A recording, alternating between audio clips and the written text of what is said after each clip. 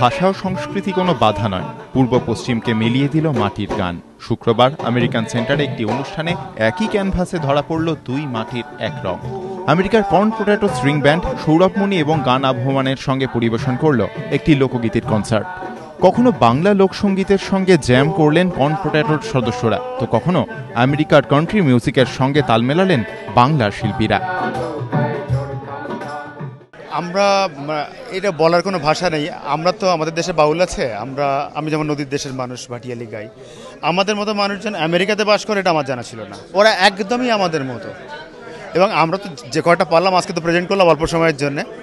আমরা গত 2 দিন ধরে কাজ করছি এবং সেটা কল্পনাও করা যাবে না। তার যদি রেকর্ড থাকতো তো হয়তো শোনাতে পারতাম।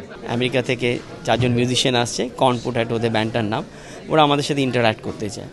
তো আমার হাতে খুবই কম সময়, 3 ঘন্টা সময় পাবো, ওদের সাথে একটা কিছু করে একটা কনসার্ট নামাতে হবে। সত্যি খুব ভয় করছিল, কারণ একটা কালচারাল একটা বড় গ্যাপ রয়েছে, কীভাবে ব্রিজড হবে জানি না।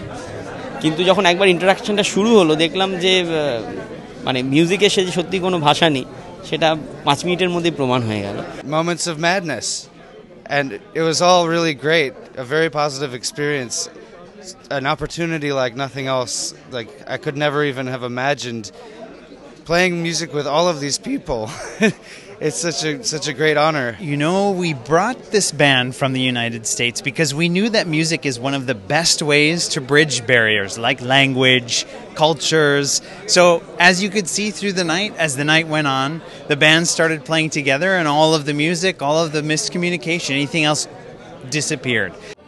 মাটির সুরে মিলিয়ে গেল সীমান্তের কাঁটাতার। সুরের ভাষা জয় করল ভৌগোলিক দূরত্ব, সেই ভাষায় কথা বলল পরস্পরের সাংস্কৃতিক আবেগ। সঞ্চারী সেনের রিপোর্ট, এবিপি আনন্দ, কলকাতা।